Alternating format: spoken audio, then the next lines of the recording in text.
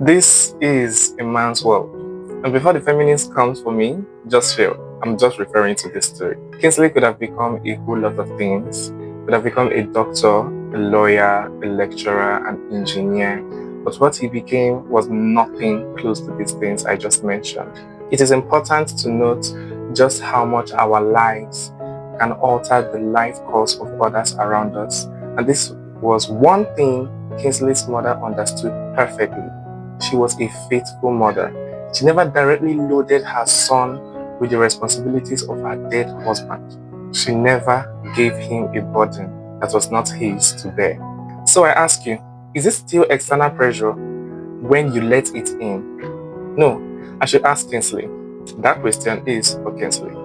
I like to think of him as his mother's savior.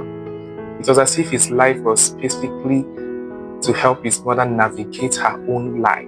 Is God not just wonderful? Is he not just impartial?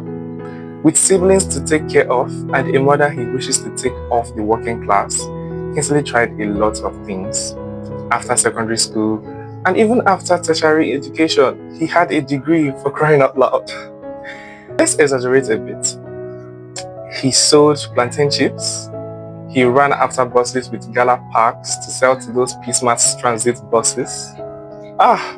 He carried wares for old people whose hands have become too weak over the course of their lives to carry their things. He suffered, he was tried, and he failed. This young man actually had an uncle who people called Cash Daddy, and he was living up to his name through illicit means. And because of this, the mother strongly forbade Kingsley from following the path of his uncle. She literally threatened to disown him if he ever followed the path his uncle chose in life. But psych! She became sick and Kingsley had no one else to run to for money.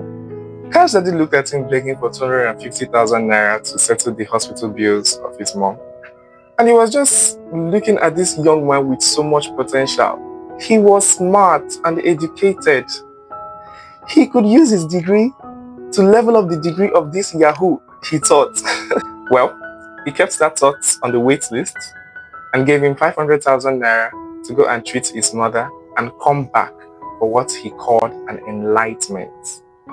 His mother did wake up and her brain cells woke up with her as well, because the way she actually asked him where he got that money from immediately, of course, she knew how wretched her son was. But are we going to sit down here and watch this woman question Kingsley after saving her life? Okay, let's go on. Kingsley, ladies and gentlemen, went into Yahoo, as a matter of fact, and he told his mom a big lie. That lie was so big, I can't even say it, it's literally heavy.